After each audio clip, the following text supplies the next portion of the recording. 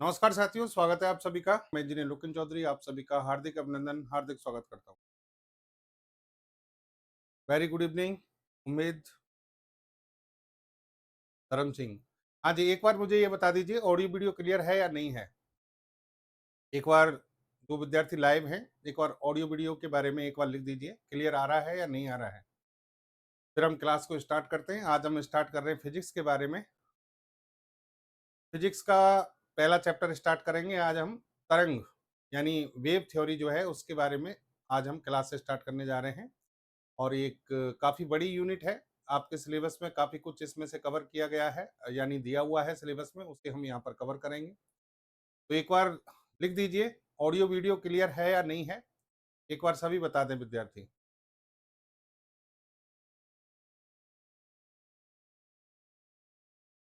थोड़ा सा सही आ रही है आवाज़, ठीक है। चलिए, तो देखो सुनो, आज हम स्टार्ट करने जा रहे हैं। आपको मैंने कहा था कि साइंस एंड टेक्नोलॉजी और जनरल साइंस दोनों की क्लास हमें स्टार्ट करनी है। तो साइंस एंड टेक्नोलॉजी में स्पेस टेक्नोलॉजी मैंने शुरू कर दिया है। और यहाँ पर अब हम स्टार्ट करने जा रहे हैं फिजिक्स। जनरल साइंस में आप सभी को पता है कि 3 पोर्शन है। ठीक है, तीनों पार्ट जो है हमें कवर करने हैं। फिजिक्स, केमिस्ट्री और बायोलॉजी। चाहे प्री की बात करें, चाहे मेंस की बात करें, और किसी भी एग्जाम की बात करें, सिविल सर्विस से रिलेटेड कोई भी एग्जाम आप दे रहे हैं, सब में जनरल साइंस का वेट जो है, वेटेज जो है वो काफी अच्छा होता है। तो जनरल साइंस एक तरीके से हम ये भी कह सकते हैं कि भाई आप टेक्नोलॉजी पढ़ रहे हैं तो साथ में ये जो बेस है वो जनरल साइंस से ही बनता है, तो इसको भी साथ साथ कवर करना बहुत जरूरी है, और वो भी कंसेप्ट के साथ में। और सबसे पहले इसमें कंसेप्ट, फिजिक्स के जो सिद्धांत हैं उनको समझना बहुत जरूरी है। फिजिक्स को विद्यार्थी ये मानते हैं थोड़ी टफ है, लेकिन टफ है नहीं, फिजिक्स बहुत इंटरेस्टिंग है। इसको हम जब समझेंगे यहाँ पर, तो फिजिक्स बहुत आसान भी है और इंटरेस्टिंग है, बस हमें थोड़ा सा रोचक तरीके से इसको पढ़ना है। ठीक है, रेगुलर क्लास रहेंगी, बिल्कुल रेगुलर क्लासेज रखेंगे। और डेली क्लासेज जो है आज से आपकी स्टार्ट यहाँ पर हो रही हैं। तो देखो, इसमें पहले फिजिक्स का पोर्शन हम कवर कर रहे हैं, फिर केमिस्ट्री करेंगे, फिर बायो करेंगे। और कोई सा भी पोर्शन स्टार्ट करें, तीनों का वेटेज जो है बराबर है। जनरल साइंस का जो है वेटेज बराबर है। और ये भी मैं बता दूं कि कोई भी विद्यार्थी जो इस बैच में, विज्ञान सेतु बैच में हमसे कनेक्ट हुआ है, जो जुड़ा है, वो चाहे साइंस एंड टेक्नोलॉजी यूपीएससी के लिए कवर कर रहा है, चाहे यूपीपीएससी के लिए कवर कर रहा है, ठीक है, या फिर आरपीएससी आरएस के लिए तैयारी कर रहा है, सबके लिए ये क्लास जो है बहुत ज्यादा उपयोगी है, सेम समान रूप से उपयोगी है। आप कोई भी एग्जाम की तैयारी कर रहे हो सिविल सर्विस की, क्योंकि हम फुल डिटेल में लेके चलेंगे, और सभी जितनी भी स्टेट पीसीएस की बात करें चाहे यूपीएससी की बात करें, सब में जो है ये उतने ही विस्तृत तरीके से आता है। ठीक है, तो पहला पोर्शन में कौन सा लेके चल रहा हूँ, फिजिक्स। अच्छा, डिटेल सिलेबस पर डिस्कशन की हम बात करें, वैसे तो मैं यूट्यूब पर डाल चुका हूँ आविष्कार एकेडमी वाले चैनल पर। फिर भी यहाँ पर हम एक काम और करेंगे कि एक जो स्लॉट वाइज सिलेबस जो है उसके भी वीडियो आपको एक डिस्कशन के लिए लेके आ जाएंगे, यानी फिजिक्स का पूरा सिलेबस डिस्कस कर लेंगे, केमिस्ट्री बायो। ठीक है, फिजिक्स में जो यूनिट है आपकी कई सारी हैं, उनमें से आज मैं जो स्टार्ट करने जा रहा हूँ वो कर रहा हूँ वेव थ्योरी, यानी तरंग के बारे में हम बात करेंगे। क्लियर है बात? तो ज्यादा कुछ समय ना लेते हुए स्टार्ट करते हैं हम। चैप्टर है हमारा आज का वेव, यानी तरंगें। ये हम आज चैप्टर स्टार्ट कर रहे हैं। ठीक है, अब देखो यहाँ मैं आपको इसकी जो रणनीति है, जो सिलेबस है इस चैप्टर का, क्योंकि हम इसे स्टार्ट कर रहे हैं तो इसके बारे में क्या क्या पढ़ेंगे हम, सबसे पहले आप वो समझें। जैसे कि हम टेक्नोलॉजी में सिलेबस को लेके चल रहे थे, वैसे ही यहाँ भी डिस्कशन। सबसे पहले सिलेबस, सिलेबस देखिए यहाँ पर। सबसे पहले आपको कंसेप्ट समझना है कि तरंग क्या है। बेसिक कंसेप्ट, तरंग वास्तव में है क्या, तरंग के द्वारा ऊर्जा का संचरण कैसे किया जाता है, कौन कौन सी परिभाषाएं, तकनीकी शब्द जो हैं जो आपको आने चाहिए, वो सब यहाँ पर बात करेंगे। फिर हम बात करेंगे तरंगों का वर्गीकरण। तरंगों का वर्गीकरण। बच्चों में बहुत मिसकंसेप्शन होता है, बहुत सारे कंफ्यूजन होते हैं। क्लासिफिकेशन ऑफ वेव्स की बात करेंगे हम, कितने प्रकार की तरंगें दुनिया में हैं और कौन कौन सी हमें सिलेबस के अकॉर्डिंग पढ़नी है। ये चैप्टर यहाँ पर ये पार्ट कवर करेंगे। ये पढ़ने के बाद ये मान के चलिए तरंगों का वर्गीकरण, इसमें बहुत कुछ आएगा, बहुत सारी तरंगों के प्रकार जो है यहाँ पर हम आपको बताएंगे।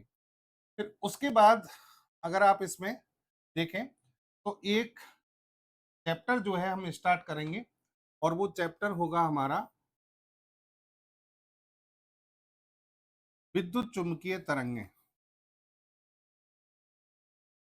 विद्युत चुम्बकीय तरंगें जो कि तरंगों के प्रकार से ही निकलेगा, इलेक्ट्रोमैग्नेटिक वेव। ये आपके सिलेबस में बहुत अच्छे से दिया हुआ है और इस पर क्वेश्चन बहुत ज्यादा पूछे गए हैं, इलेक्ट्रोमैग्नेटिक वेव्स। ठीक है। फिर उसके बाद हम बात करेंगे रे ऑप्टिक्स, किरण प्रकाशिकी,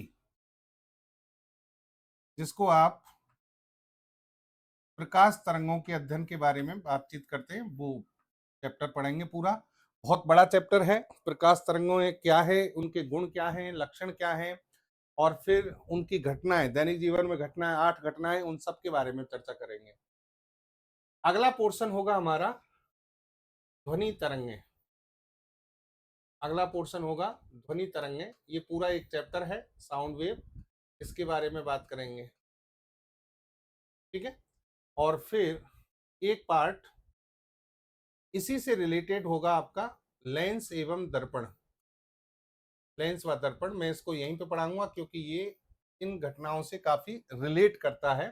तो ये जो लेंस एंड मिरर वाला जो पोर्शन है, और इसमें नेत्र दोष भी आएंगे, आई डिफेक्ट्स जो हैं उन पर भी चर्चा हम यहाँ पर करेंगे। नेत्र दोष आप बायो में पढ़ लें, लेकिन इनका जो सॉल्यूशन है, इनके जो कंसेप्ट हैं वो फिजिक्स में से निकलते हैं, लेंस और दर्पण से, तो यहीं पर इसको पढ़ेंगे। तो ये पूरी एक यूनिट है भाई। तरंग जो है वो अपने आप में एक बड़ी यूनिट है और इसको हम यहाँ पर कवर करने जा रहे हैं। ठीक है। चलिए, सबसे पहली बात, जैसा कि मैंने कहा कि आज हमें क्या स्टार्ट करना है, तरंग क्या है। तरंग क्या है यानी तरंग को कैसे परिभाषित करें। तो यहां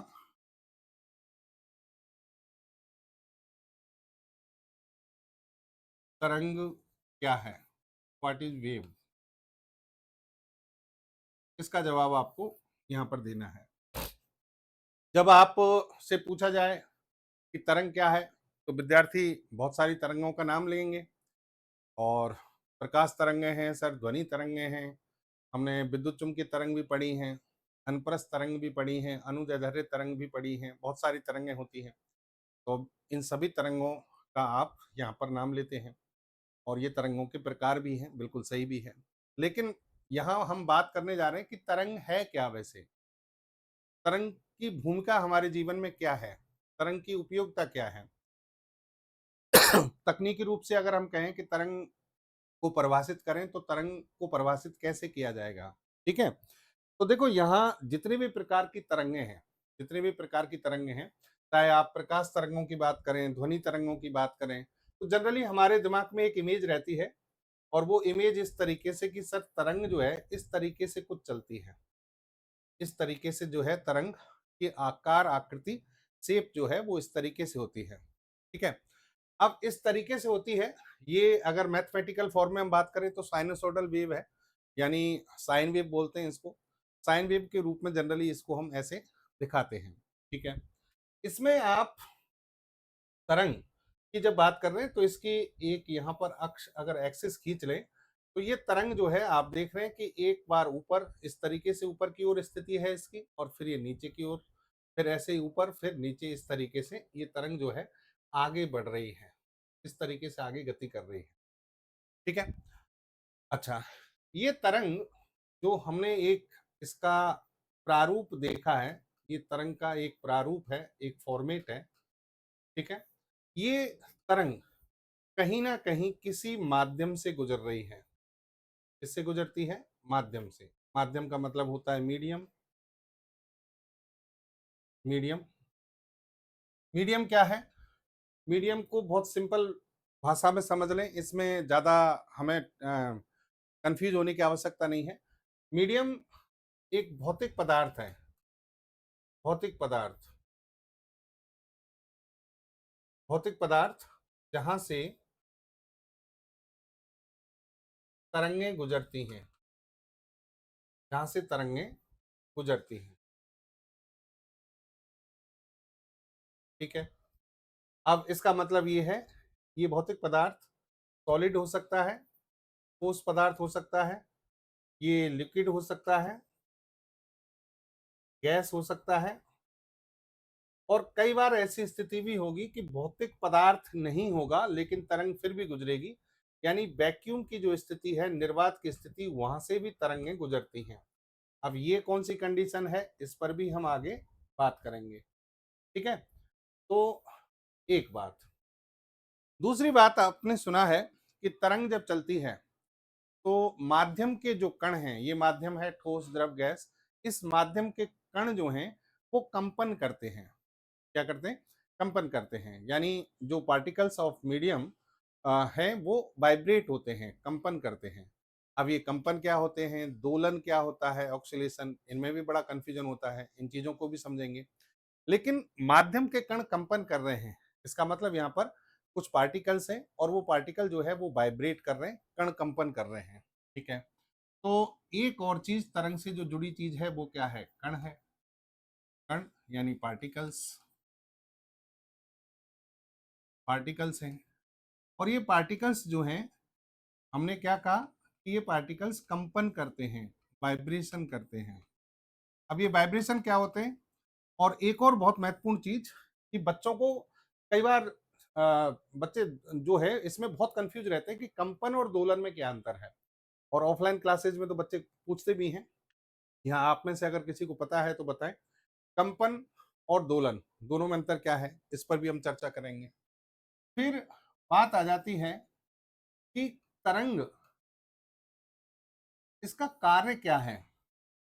दुनिया की आप कोई भी तरंग अगर देखेंगे, दुनिया की कोई भी तरंग, जैसे नाम लीजिए आप, जैसे कि लाइट वेव के बारे में जानते हैं। लाइट वेव, लाइट वेव के बारे में जानते हैं, तो ये लाइट एनर्जी का ट्रांसफर कर रही है या प्रोपेगेशन कर रही है, संचरण कर रही है। अगर आप साउंड वेव की बात करेंगे, साउंड वेव, तो ये ध्वनि ऊर्जा जो किसी सोर्स के द्वारा एमिट की गई है, उस ऊर्जा का संचरण करती हैं, ध्वनि ऊर्जा। ठीक है, ऐसे ही अगर आप इलेक्ट्रोमैग्नेटिक वेव की बात करेंगे तो यहां पर इलेक्ट्रोमैग्नेटिक एनर्जी का प्रोपेगेशन होगा। अगर आप ऊष्मीय तरंगों की बात करेंगे, थर्मल वेव, तो थर्मल वेव जो है वो भी थर्मल एनर्जी यानी ऊष्मीय ऊर्जा का संचरण करती हैं, ऊष्मीय ऊर्जा का संचरण करती हैं। यानी दुनिया की कोई भी तरंग हो, आप किसी भी तरंग पर अगर गौर करें, जैसे कि लाइट वेव है, तो लाइट वेव लाइट एनर्जी को लेकर जा रही है, साउंड वेव साउंड एनर्जी को लेकर जा रही है, इलेक्ट्रोमैग्नेटिक वेव इलेक्ट्रोमैग्नेटिक एनर्जी को लेकर जा रही है। अब ये तरंगें क्या है, इनके बारे में मैंने अभी बताया, चैप्टर है, पूरे विस्तार से पढ़ेंगे। ऊष्मीय तरंगें, थर्मल वेव, थर्मल एनर्जी को एक स्थान से दूसरे स्थान पर लेकर जा रही है।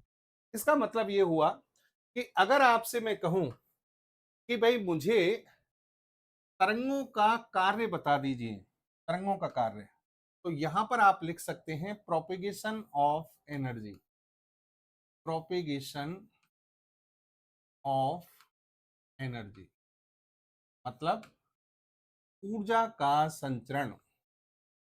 और इसका मतलब होता है कि ऊर्जा को एक स्थान से दूसरे स्थान पर पहुंचाना। तो तरंग जो है इसका प्रमुख कार्य है ऊर्जा का संचरण करना, यानी ऊर्जा को एक स्थान से दूसरे स्थान पर पहुंचाना। और इसमें कहीं ना कहीं माध्यम की आवश्यकता होगी और माध्यम के कणों की आवश्यकता होगी, माध्यम के कण कंपन करेंगे, ये सब चीजें लिंक कर रही हैं। दूसरा, एक और चीज देखिए यहां पर कि तरंग के जो फॉर्मेट की बात करते हैं, प्रारूप की बात करते हैं, तो मैंने कहा इसमें एक अपर कंडीशन बनती है, एक लोअर कंडीशन बनती है। जनरली जैसे कि हम इसे कहते हैं क्रेस्ट कहते हैं, इसको ट्रफ कहते हैं, यानी ये सीड्स बन रहा है, ठीक है, ये गर्त बन रहा है और लगातार बन रहा है और तरंग ऐसे चलती जा रही है और ये तरंग कहीं ना कहीं, जैसा कि मैंने कहा, किसी ना किसी ऊर्जा को लेकर जा रही होगी। ये जो प्रारूप है इसको आप कह सकते हैं विक्षोभ। क्या कह सकते हैं? विक्षोभ यानी डिस्टरबेंस। डिस्टरबेंस। तो तरंग क्या है? तरंग क्या है? अगर आप मुझे एक कलेक्टिव परिभाषा देनी हो तो आप यहां पर कह सकते हैं कि तरंग एक विक्षोभ है। तरंग एक विक्षोभ है, यानी वेव इज अ डिस्टरबेंस। ठीक है, तरंग एक विक्षोभ है जो माध्यम के कणों के कंपन की सहायता से, by the help of vibration of medium, माध्यम के कणों के कंपन की सहायता से ऊर्जा को संचरित करती है। ऊर्जा को संचरित करती है यानी ऊर्जा को एक स्थान से दूसरे स्थान पर लेकर जाती है। ये तरंग की परिभाषा हो जाती है। ठीक है, लेकिन अभी यहां पर कुछ चीजें और बाकी हैं। आपने तरंग की परिभाषा में एक और चीज पढ़ी होगी, आप कहोगे कि सर मैंने ये पढ़ा है कि तरंग की जब परिभाषा दी जाती है तो ये कहा जाता है कि ये स्वयं अपरिवर्तित रहती हैं, यानी इनके प्रारूप में किसी प्रकार का कोई परिवर्तन नहीं होता है और कण जो है वो कंपन करते हैं। बिल्कुल ये सही बात है कि तरंगों का जो प्रारूप है, यानी जो तरंगे हैं, वो स्वयं अपरिवर्तित रहती हैं और माध्यम के कण कंपनों के द्वारा ऊर्जा को एक कण से दूसरे कण तक आगे स्थानांतरित करते हैं। सवाल ये उठता है कि कण कंपन करते हैं, इसका मतलब क्या है? कण कंपन करते हैं इसका मतलब क्या है, पहले इसको समझ लीजिए, फिर हम तरंग की परिभाषा को पूरा लिखेंगे। अब देखो, समझो, यहां पर ध्यान से समझना। कण यानी पार्टिकल्स किसके पार्टिकल्स हैं? किसी ना किसी माध्यम के हैं। कोई मीडियम है, उस मीडियम के पार्टिकल हैं और ये कर रहे हैं कंपन। चलिए, यहाँ पर कंपन और दोलन में भी अंतर हम समझ लेंगे, फिर परिभाषा लिखेंगे। देखो, बेसिक चीजें जब तक समझोगे नहीं, यानी फिजिक्स में, साइंस में समझोगे नहीं और केवल रटने पे ध्यान दोगे तो मामला गड़बड़ है, तो क्वेश्चन सही नहीं कर पाओगे। छोटी छोटी चीजें हैं, थोड़ा सा दिमाग में क्लियर हो जाए तो क्वेश्चन आने पर हम दिमाग लगा पाएंगे, यानी उसको सही कर पाएंगे। ठीक है, अब होगा क्या, देखो समझो यहाँ पर होता क्या है। जैसे कि मान लीजिए कोई सोर्स है, कोई सोर्स है और इस सोर्स ने कोई एनर्जी जनरेट की है। जैसे कि मैं बोल रहा हूं तो मैं मेरी एनर्जी लगा रहा हूं, ये एनर्जी जैसे ही मैंने जनरेट की ये बाहर आएगी। बाहर आएगी तो यहां इसे माध्यम मिलेगा, माध्यम यानी मीडियम मिलेगा। अब मीडियम के पार्टिकल्स मिलेंगे, कण मिलेंगे। जैसे फॉर एग्जांपल, एक कण यहां पर मिल गया, ये कण मिल गया, ये एनर्जी इस कण से जाकर टकराएगी, ये एनर्जी इस कण से जाकर टकराएगी। अब ये कण से जाकर टकराएगी तो इस कण पर एक फोर्स लगा है, इस एनर्जी ने कोई फोर्स इस पे लगाया है, ये कण आगे बढ़ेगा। जितनी एनर्जी आई है, जितनी एनर्जी इसको मिली है उसके रेशियो में ये आगे बढ़ेगा। यानी जितनी एनर्जी आप इस कण को दोगे, ज्यादा तेज बोलोगे तो ज्यादा ऊर्जा मिलेगी, तो कण ज्यादा दूरी तक जाएगा, और जितना आप कम बोलोगे कम ऊर्जा मिलेगी। लेकिन ये पक्की बात है कि ये ऊर्जा गेन करके कण आगे बढ़ेगा। ठीक है, अब इसको यहां पर मान लो दूसरा कण मिल गया, एक और कण मिल गया, इस कण को इसने एनर्जी ट्रांसफर कर दी, एनर्जी ट्रांसफर कर दी और ये कण भी आगे चल पड़ा, आगे चल पड़ा। इसी तरीके से दूसरे से तीसरे, तीसरे से चौथे आगे ऊर्जा का स्थानांतरण हो जाएगा। लेकिन आप कहोगे कि सर जो ये कण था यहां से यहां गया तो इसका क्या हुआ, क्या ये कण वापस लौट कर आया? तो ये हमेशा ध्यान रखना कि ये जो कण है, ये जो कण है जो यहां गया था, ये 100% वापस लौटेगा। ये 100% वापस लौटेगा, अपनी इस स्थिति पर आएगा। इस स्थिति को कहते हैं माध्य स्थिति। इस स्थिति को कहते हैं माध्य स्थिति। यानी ये जो कण है ये माध्य स्थिति पर 100% लौटेगा। अब सवाल उठता है कि सर जब इसने यहां तक गया था, इसके पास जो ऊर्जा थी, ऊर्जा के कारण गया था, ऊर्जा तो इसने आगे दे दी, ऊर्जा तो इसने आगे दे दी, तो फिर ये वापस लौटा कैसे? वापस लौटा कैसे? तो वो समझिए आप। एक्चुअल में आपने फिजिक्स में हम पढ़ेंगे बल एवं गति वाला जो चैप्टर है उसके बारे में बात करेंगे, और बल एवं गति वाले चैप्टर में हम कुछ कंसेप्ट जो हैं वो पढ़ेंगे, जैसे कि प्रत्यास्था, इलास्टिसिटी। ठीक है। अब प्रत्यास्था का जो गुण होता है वो माध्यम के कणों में मौजूद होता है, यानी माध्यम में इलास्टिसिटी का गुण है। तो हमेशा ध्यान रखना। अच्छा, इलास्टिसिटी, प्रत्यास्था होती क्या है वो आपको बता देते हैं थोड़ा सा, इसको समझ लो। वैसे तो डिटेल में फिजिक्स में पढ़ेंगे, सॉरी फिजिक्स तो पढ़ ही रहे हैं, बल एवं गति वाले चैप्टर में पढ़ेंगे। प्रत्यास्था का गुण का मतलब यह है कि कोई वस्तु, किसी वस्तु पर जब बल लगाया जाता है, किसी वस्तु पर जब बल लगाया जाता है तो वो वस्तु के आकार आकृति में परिवर्तन करने की कोशिश करता है, लेकिन वो वस्तु अपने आकार आकृति में परिवर्तन का विरोध करती है। यानी अपने आकार आकृति, जो उसकी जो मूल आकार आकृति है उसी में वो रहना चाहती है। आप इस पर बल लगा रहे हैं तो बल लगाने के बाद ये वापस से अपनी जो मूल आकृति थी, मूल आकार था, उसमें लौटने की कोशिश करेगी, और इसी गुण को कहते हैं प्रत्यास्था का गुण। क्या कहते हैं? प्रत्यास्था का गुण। यानी जब किसी वस्तु पर हम एक बाह्य बल लगाते हैं, एक्सटर्नल फोर्स, जैसे मान लीजिए रबर है, रबर, ये रबर है, तो आप सभी जानते हैं कि रबर में प्रत्यास्था का गुण होता है। आपने एक फोर्स लगाया, इसको खींचा, इस तरीके से खींचा, लेकिन जैसे ही इस फोर्स को आप हटाओगे ये रबड़ जो है अपने मूल आकार में आ जाती है। ये प्रत्यास्था का गुण कहते हैं। अच्छा, जब ये वस्तु जो है, ये वस्तु या फिर ये जो कण जो है इधर जा रहा था, तो इस कण में प्रत्यास्था का गुण है, तो ये अपनी माध्य स्थिति से चला तो गया, क्योंकि आपने इसको एनर्जी दे दी थी, एनर्जी गेन करके ये चला तो गया, लेकिन ये वापस लौटना चाहता है, वापस लौटना चाहता है क्योंकि इसके अंदर प्रत्यास्था का गुण है। और वापस जब लौटना चाहता है तो इसको वापस लौटने में एक बल इसकी सहायता करता है, उस बल को कहते हैं प्रत्यानन बल। क्या कहते हैं? प्रत्यानन बल, रीस्टोरिंग फोर्स। प्रत्यानन बल जो है इस कण को वापस लाने की कोशिश करेगा, वापस लाने की कोशिश करेगा। तो कण को आपने ऊर्जा दी, कण चला गया, एनर्जी ट्रांसफर कर दी, लेकिन प्रत्यास्था के गुण के कारण और रीस्टोरिंग फोर्स के कारण ये कण वापस लौटेगा और वापस लौटकर यहां आएगा। ठीक है। अब यहां से आगे क्या होगा समझ लेना, यही आपके सारे सिद्धांतों को समझाती है। तरंग दैर्ध्य क्या है, तरंग दैर्ध्य एक कंपन कैसे होता है, इनको समझने में बहुत आसानी रहेगी इस कंसेप्ट को समझ। तो यहां प्रत्यानन बल इसे वापस ले आया, प्रत्यानन बल जब इसे वापस ले आया तो ये कण इधर जब वापस लौट रहा था तो इसके पास अच्छी खासी काइनेटिक एनर्जी आ गई। क्या आ गई? काइनेटिक एनर्जी, गतिज ऊर्जा आ गई। यहां पर जब था कण यहां, तो इसकी काइनेटिक एनर्जी,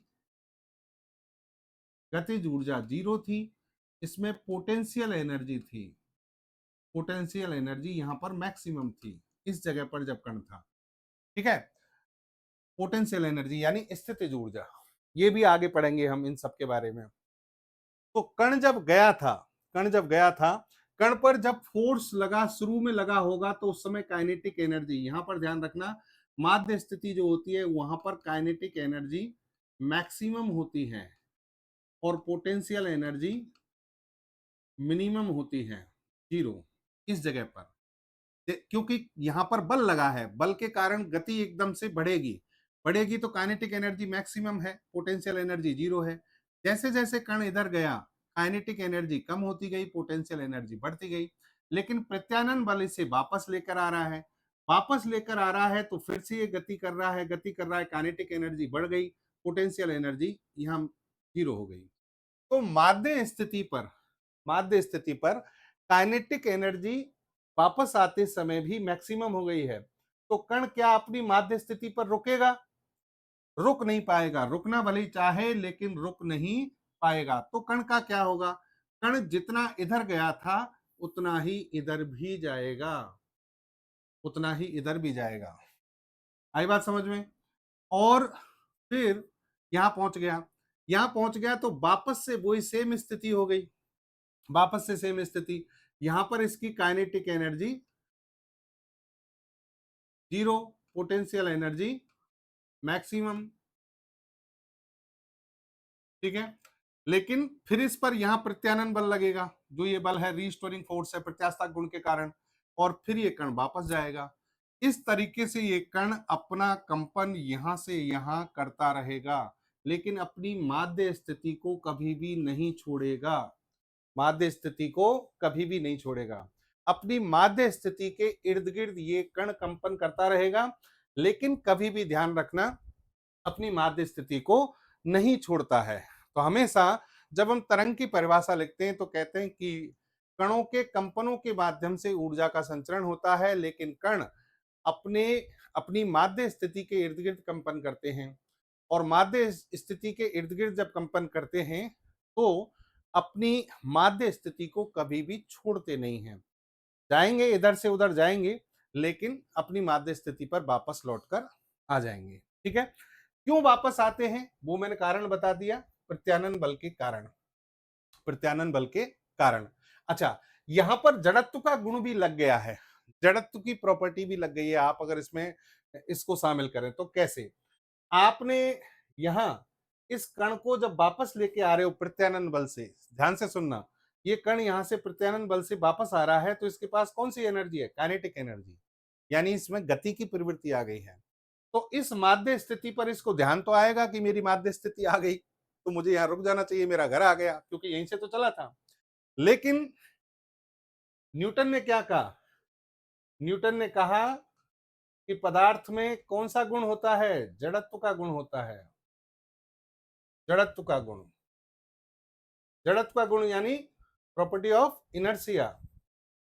इसका मतलब क्या हुआ? यहां सर जड़त्व का गुण क्या करेगा, समझो।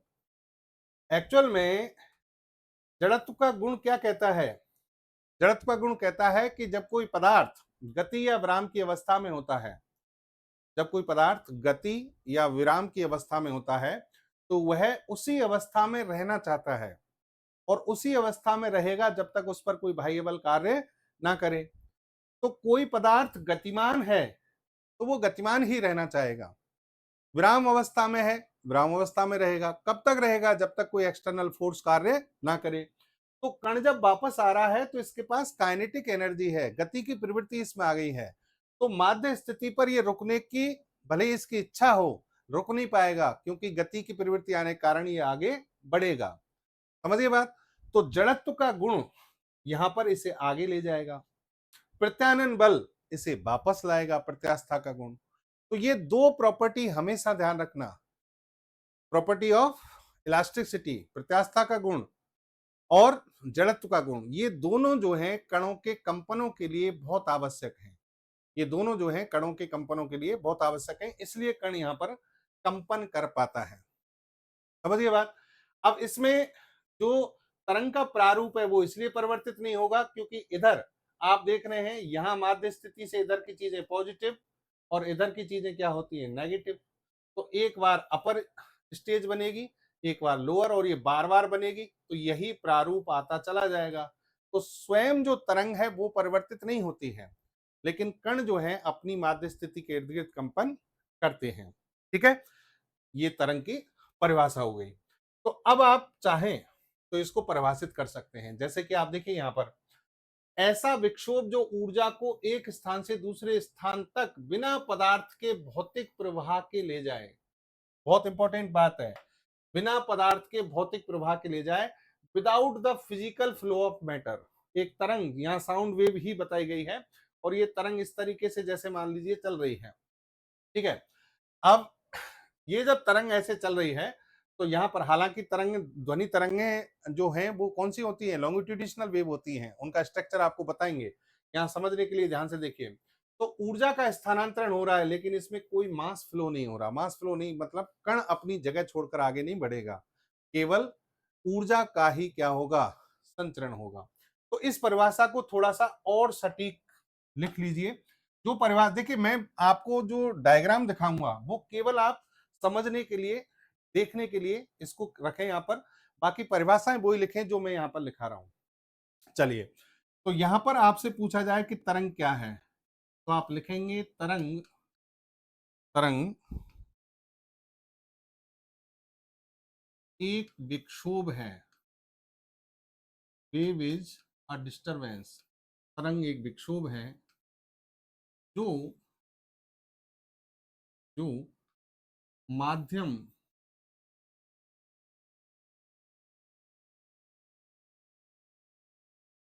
जो स्वयं स्वयं अपरिवर्तित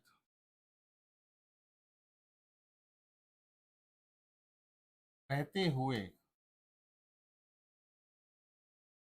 माध्यम के कणों के कंपनों की सहायता से ऊर्जा का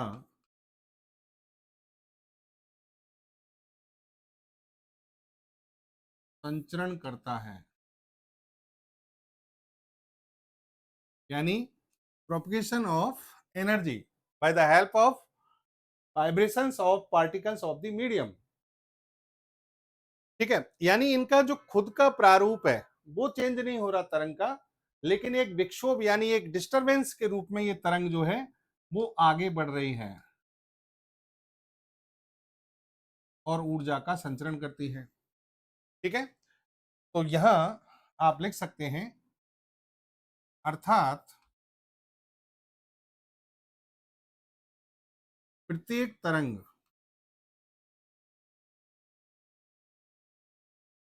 का प्रमुख कार्य, का प्रमुख कार्य, प्रत्येक तरंग का प्रमुख कार्य ऊर्जा को स्थानांतरित करना है, स्थानांतरित करना है। Transfer of energy major work है ये, ठीक है। माध्यम के कण, माध्यम के कण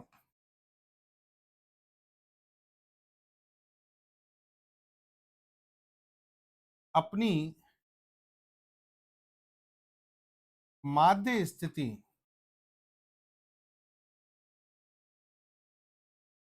अपनी माध्य स्थिति मिड पोजीशन जो होती है के इर्द गिर्द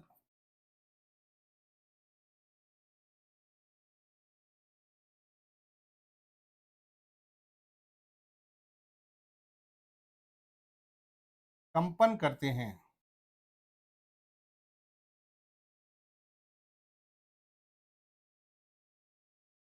कंपन करते हैं।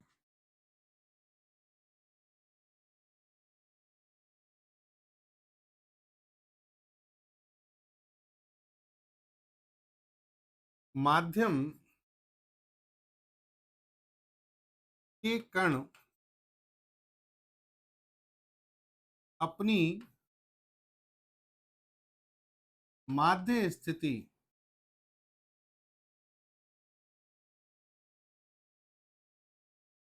को नहीं छोड़ते हैं,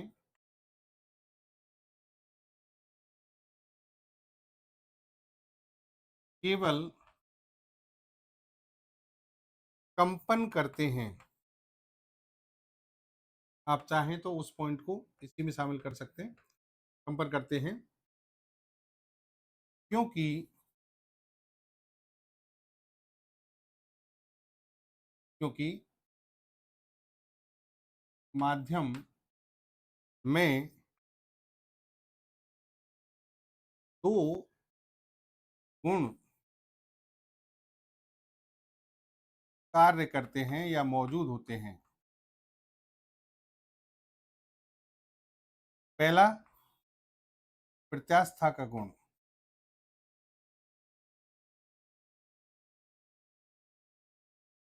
प्रत्यास्था का गुण, ठीक है।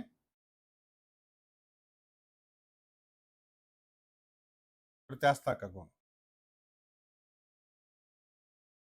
Property of elasticity. और इसी के कारण कौन सा फोर्स यहां पर हम बात कर रहे थे, प्रत्यानयन बल। और दूसरा, जड़त्व का गुण।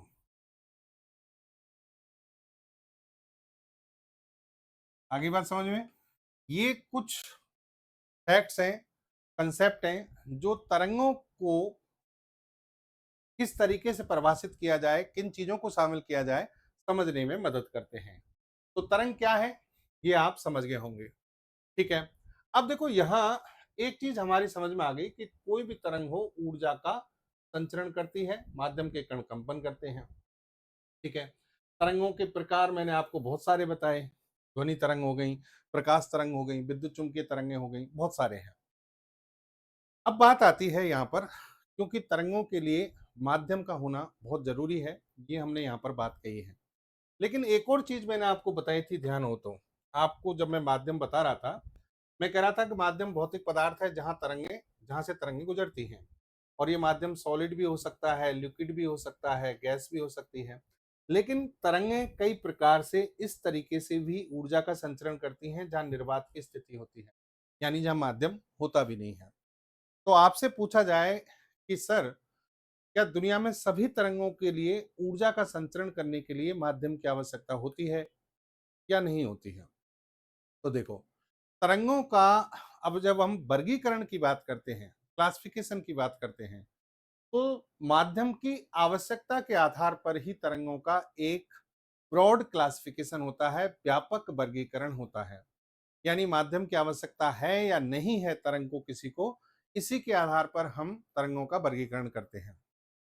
क्लियर है बात? अब यहां हम आगे बढ़े उससे पहले मैं आपको कुछ चीजें, एक चीज और बताना चाहूंगा। यहां पर देखो, कई बार ये कंफ्यूजन होता है विद्यार्थियों में, छोटी छोटी चीजें हैं, उनको समझ के फिर हम आगे बढ़ेंगे। क्या एक बात समझ में नहीं आती कि सर, कंपन यानी वाइब्रेशन, वाइब्रेशन, पहले दोलन की बात करें, और कंपन में अंतर क्या है, ठीक है। तो देखो बेटा, दोलन, दोलन को कहते हैं ऑक्सीलेशन, ऑक्सीलेशन, ठीक है। डिफरेंस आप चाहें तो यहाँ पर लिख सकते हैं। एक होता है कंपन, वाइब्रेशन।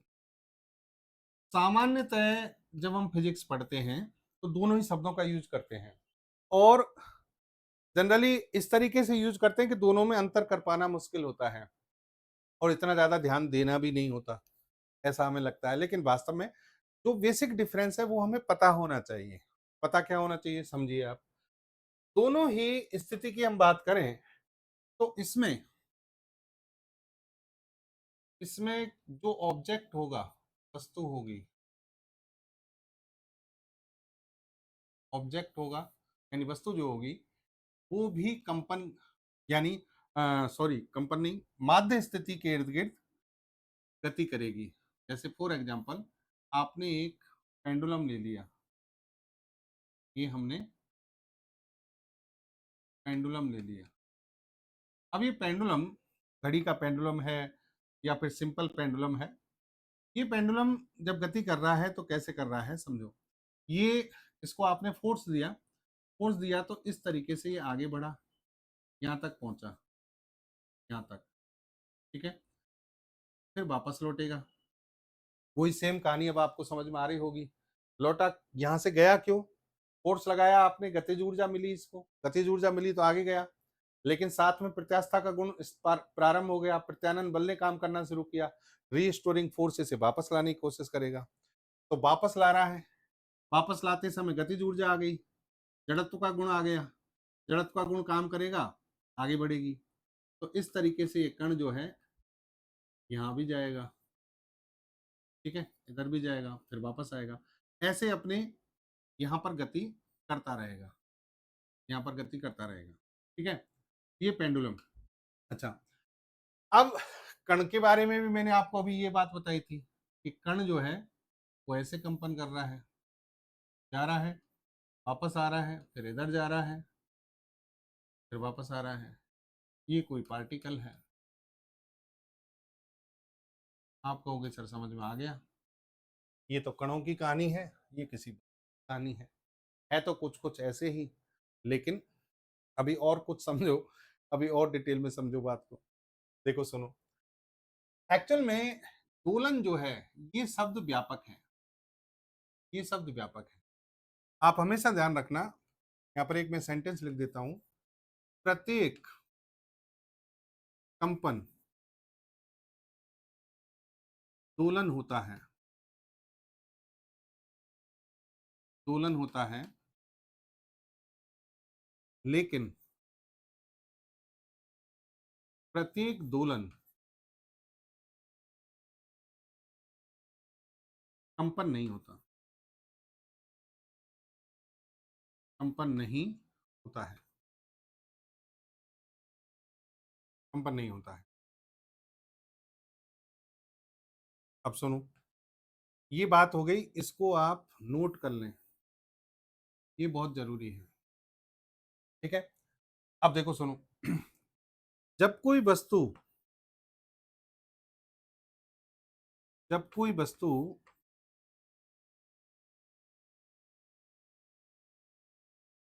अपनी माध्य अवस्था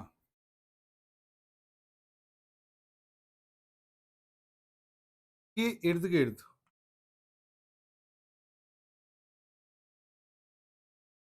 लगातार गति को दोहराती है, गति करती है, गति करती है, और ऊर्जा का संचरण होता है,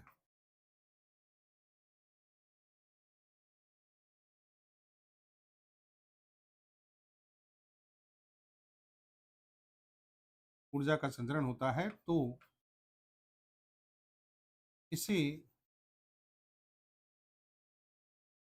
वस्तु के दोलन कहा जाता है, वस्तु के दोलन, ऑक्सीलेशन ऑफ ऑब्जेक्ट कहा जाता है।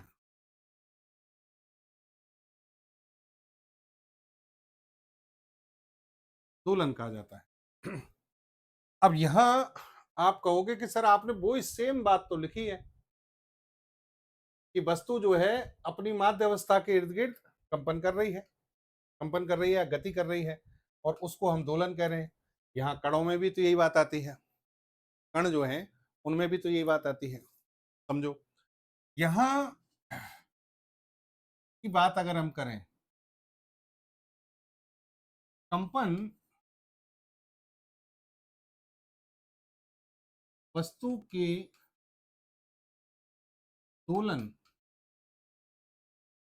वस्तु के दोलन की एक विशेष स्थिति है, एक विशेष, या मैं कह सकता हूं तीव्र स्थिति है। क्या मतलब है इसका? यदि माध्य अवस्था के इर्द गिर्द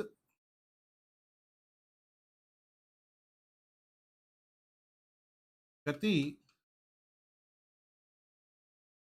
तीव्र है तो इसे कंपन कहते हैं, कंपन कहते हैं। जब कोई वस्तु अपनी माध्यावस्था के इर्द गिर्द गति कर रही है, सामान्य गति कर रही है, यहां पर जो गति है, ये जो गति है, ये सामान्य गति है, सामान्य गति, या फिर आप इसे धीमी गति भी कह सकते हैं, जैसे पेंडुलम कर रहा है, तो उस स्थिति में दोलन शब्द का उपयोग किया जाएगा। लेकिन माध्यावस्था के इर्द गिर्द बहुत ज्यादा तीव्र गति हो रही है, तीव्र गति हो रही है, आवृत्ति वहां पर क्या होगी, ज्यादा होगी, यानी बार बार दोहराया जाएगा गति को, तो उसे हम कंपन कहेंगे। तो यहां अगर आप फिजिक्स के अकॉर्डिंग सिद्धांतों को, कुछ पैरामीटर्स को देखें यहां पर, तो देखिए जब वस्तु दोलन करती है, दोलन करती है तो गति धीमी है माध्यावस्था के इर्द गिर्द, तो एक सेकंड में जितनी बार गति को दोहराया जाता है उसी को क्या कहते हैं हम, फ्रीक्वेंसी। तो अगर आप फ्रीक्वेंसी की बात करेंगे, आवृत्ति, तो आवृत्ति यहां पर लो होती है, फ्रीक्वेंसी जो है यहां कम होगी, लेकिन यहां आवृत्ति हाई होगी, फ्रीक्वेंसी हाई। समझ गए बात। फिर और चीज देखो यहां पर कि आवृत्ति जो है ये लो है और ये है यहां पर ज्यादा हो गई, यहां आवृत्ति लो है लेकिन कण जो है दूर तक जाएगा, तो इसे कहते हैं, इसका आयाम, ये सब परिभाषाएं में लिखाऊंगा भाई, आयाम, एम्पलीट्यूड, एम्पलीट्यूड यहां अधिक होगा कण का, वस्तु का, यहां पर एम्पलीट्यूड कम होगा या आयाम कम होगा। समझ रहे, जैसे सिंपल पेंडुलम है इसमें, अब जैसे मैं आपसे कहूं, एक उदाहरण देता हूं, मैं आपको एक उदाहरण देता हूं कि जैसे मान लीजिए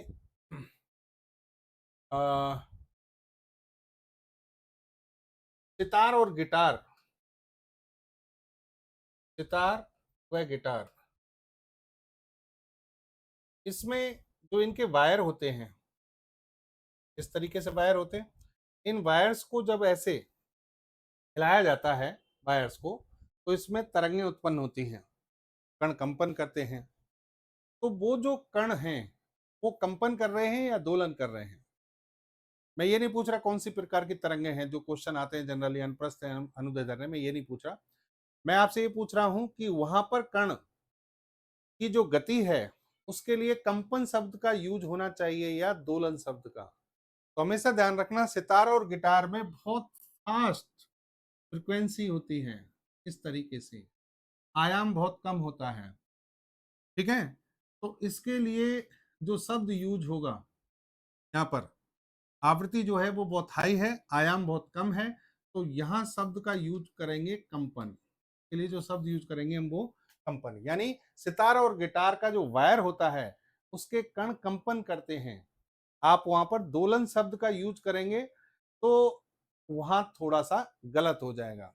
लेकिन सिंपल पेंडुलम की बात कर रहे हैं, सिंपल पेंडुलम, तो सरल लोलक जो है, तो उसके लिए दोलन शब्द का यूज करना है, ठीक है। एग्जाम्पल और मैं बता दूं, जैसे कि एक तो हो गया आपका सिंपल पेंडुलम, इसमें कौन से शब्द का यूज करोगे आप, दोलन। ऐसे ही आपको बताएं जैसे कि झूले की गति, झूले की गति ये भी क्या है, और ये यहां पर हम बात कर रहे हैं जैसे कि आप ध्वनि तरंगों के समय कणों के कंपन, कणों के कंपन, ठीक है। सितार गिटार मैंने आपको बता ही दिया, वह गिटार के समय जब बजाते हैं तो अच्छा, एक और ऑब्जर्वेशन यहाँ पर देख सकते हैं। ये जो फिनोमिना है, दोलन वाली जो स्थिति है, यहाँ पर आप ये भी याद कर सकते हैं, ये बड़ी वस्तुओं में हो रहा है, विजिबल है, आप इसको देख सकते हैं। कणों के जो कंपन होते हैं सामान्यतः इनविजिबल, कई जगह पर विजिबल भी होंगे, ठीक है, लेकिन सामान्यतः जो है वो कैसे होते हैं, इनविजिबल, छोटे स्तर। उम्मीद करता हूं समझ गए होंगे आप, दोलन और कंपन, ये बहुत बड़ा डिफरेंस सा आपके दिमाग में रहता है, इसलिए मैंने यहाँ पर बता दिया। अब हम जैसे बात कर रहे थे कि सर तरंग क्या है, वो हमने समझ लिया। छोटी छोटी चीजें आज मैंने आपको बताई हैं जो बहुत जरूरी हैं आगे इस चैप्टर में बढ़ने से पहले। थोड़ा सा अब मैं यहाँ पर तरंगों की वर्गीकरण की चर्चा करता हूँ और फिर अगले सेशन में हम तरंगों को और विस्तार से समझेंगे। अब देखिए यहाँ कि जब तरंगों के वर्गीकरण की बात आती है, तरंगों का वर्गीकरण, classification of waves, classification of waves, तो यहाँ पर बड़ा कंफ्यूजन होता है। बहुत सारी तरंगों के आपने नाम सुन रखे हैं, लेकिन कौन सी तरंग किस प्रकार की है कैसे पता करें, वो तो आपको पढ़ोगे तो ही समझ में आएगा और थोड़ा प्रॉपर समझोगे तो ही समझ में आएगा।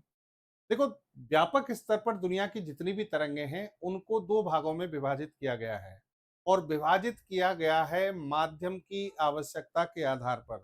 तरंग का प्रमुख कार्य ऊर्जा का संचरण करना है, लेकिन तरंग ऊर्जा का संचरण माध्यम की आवश्यकता के अनुरूप करती है या माध्यम के होने ना होने के अनुसार करती है। तो यहाँ माध्यम की आवश्यकता के आधार पर तरंगों को बांटा गया है, ये ध्यान रखना। आवश्यकता के आधार पर, नीड ऑफ मीडियम। और जनरली जब बच्चों से पूछते हैं तो कि भाई तरंगें कितने प्रकार की होती हैं, तो बच्चे कहते हैं सर अनुप्रस्थ तरंग, अनुदैर्ध्य तरंग, जो कि अच्छा जवाब नहीं माना जा सकता। तरंगों को व्यापक स्तर पर दो भागों में डिवाइड किया गया है। पहला, यांत्रिक तरंगें। पहली जो तरंगें होती हैं वो कौन सी होती हैं, यांत्रिक तरंगें, मैकेनिकल वेव्स, मैकेनिकल वेव। दूसरी है अयांत्रिक तरंगें,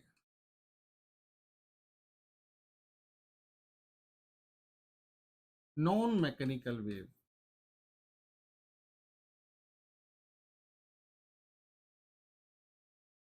अब देखो बहुत आसान सी चीज है, क्या परिभाषा होगी, मैं परिभाषा डायरेक्ट लिख रहा हूं।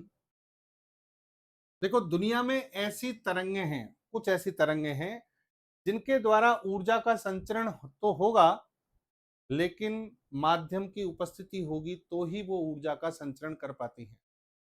यानी ऐसी तरंगें जो माध्यम की उपस्थिति में ही ऊर्जा का संचरण करती हैं उन्हें यांत्रिक तरंगें कहा जाता है। तो आप कहोगे कि सर दूसरी वाली जो है क्या उनमें माध्यम की आवश्यकता नहीं होती है क्या? दूसरी वाली पर हम पहले बाद में बात करेंगे, पहले इसको समझ लो, इसको लिख लो। यहाँ पर क्या लिखेंगे, ऐसी तरंगें, ऐसी तरंगें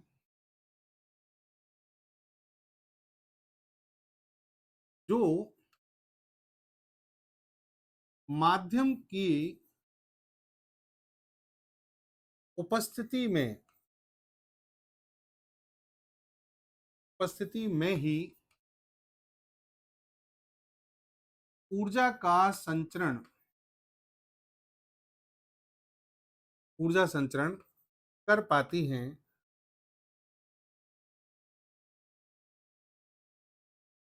उन्हें यांत्रिक तरंगें कहा जाता है। यांत्रिक तरंगें कहा जाता है।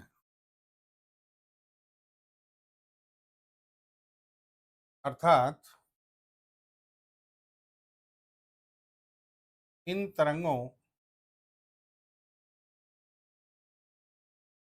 के लिए माध्यम का होना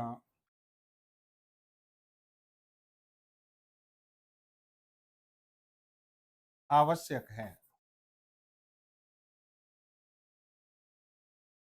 अगर माध्यम नहीं है तो ये तरंगें ऊर्जा का संचरण नहीं कर पाएंगी। ठीक है, उदाहरण आपको बताएंगे। पहले इधर परिभाषा लिख लें। ऐसी तरंगें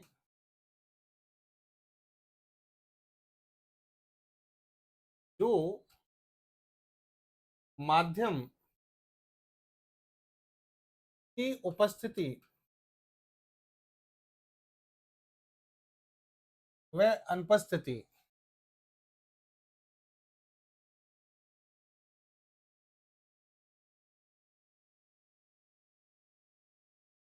दोनों में ही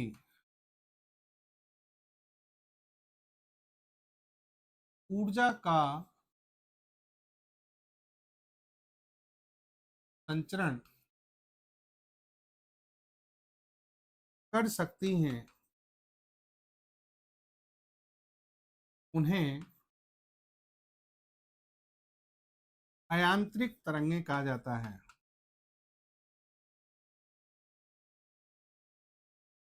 तरंगें कहा जाता है, अर्थात इन तरंगों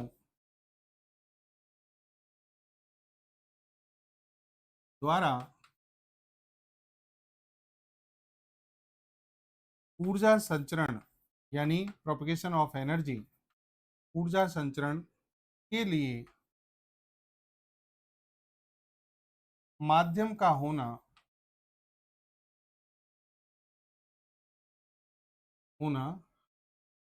आवश्यक नहीं है।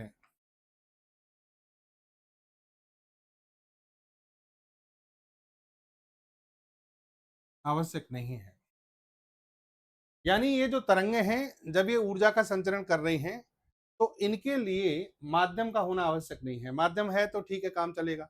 माध्यम नहीं है तो भी काम चलेगा, लेकिन इनके लिए माध्यम होना आवश्यक है। नहीं है तो ये ऊर्जा का संचरण नहीं कर सकती।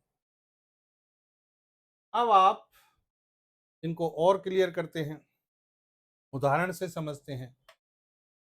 एग्जाम्पल के तौर पर अगर हम बात करें तो यहां पर देखिए आप, यहां पर एग्जाम्पल दे सकते हैं आप ध्वनि तरंगें। ध्वनि तरंगें, साउंड वेव।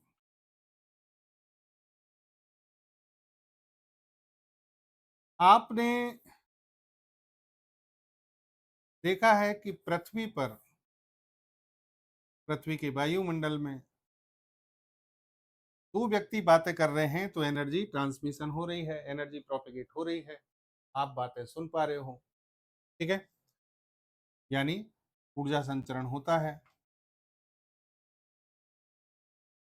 लेकिन आपने कभी सुना है कि अंतरिक्ष में भी दो व्यक्ति आपस में बातें करें और एक दूसरे की बात को सुन लें? अंतरिक्ष में क्या नहीं है? मीडियम नहीं है। यहाँ मीडियम था पृथ्वी पर, तो आप एक दूसरे की बात सुन पा रहे थे, लेकिन अंतरिक्ष में मीडियम नहीं है।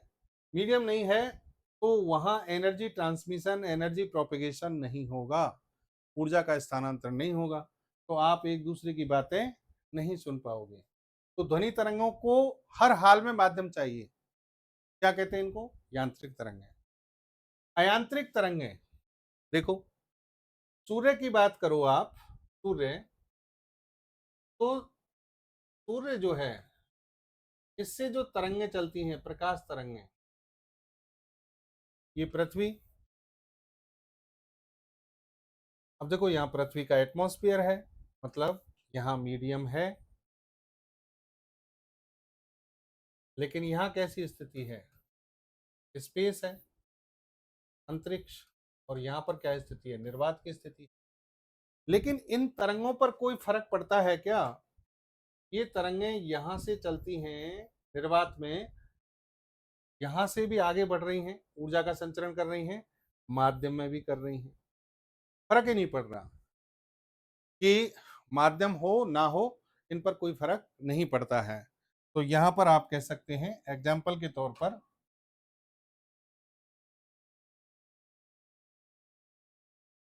यहां एग्जाम्पल लिख सकते हैं प्रकाश तरंगें, प्रकाश तरंगें, लाइट वेव। ठीक है। अब प्रकाश तरंग इसका जो एग्जाम्पल है, ये बहुत छोटा एग्जाम्पल है क्योंकि ये एक तरंग को बता रहा है। आगे चलकर वैज्ञानिकों ने ऐसी बहुत सी तरंगें खोजी जो प्रकाश तरंगों की तरह व्यवहार करती थी और उनको कहा गया इलेक्ट्रोमैग्नेटिक वेव, विद्युत चुंबकीय तरंगें। क्या कहा गया? विद्युत चुंबकीय तरंगें। और विद्युत चुंबकीय तरंगें जिनकी संख्या आज कितनी है? 7। ठीक है।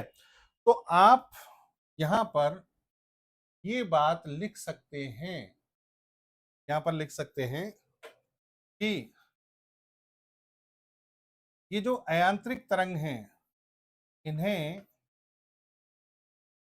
विद्युत चुंबकीय तरंग भी कहते हैं। विद्युत चुंबकीय तरंगें भी कहते हैं। और विद्युत चुंबकीय तरंगें कितनी है? 7।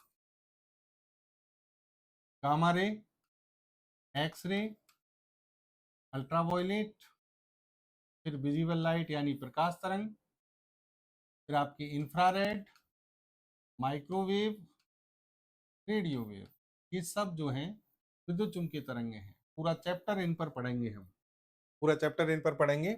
और इधर जो है ध्वनि तरंग हो गई। ठीक है। माध्यम में से जो भी तरंग गुजर रही है, जैसे पानी की सतह में से गुजर रही है, किसी ठोस माध्यम में से गुजर रही है, कोई भी तरंग, वो सब किसका उदाहरण होंगी? यांत्रिक तरंग। और इधर कौन सी? यांत्रिक तरंग। फिर जब हम यांत्रिक तरंगों को विस्तार पूर्वक समझेंगे तो यहीं पर हम बात करेंगे, यहां पर हम क्लासिफिकेशन समझेंगे। कौन सा? एक तो लॉन्गिट्यूडिशनल वेव,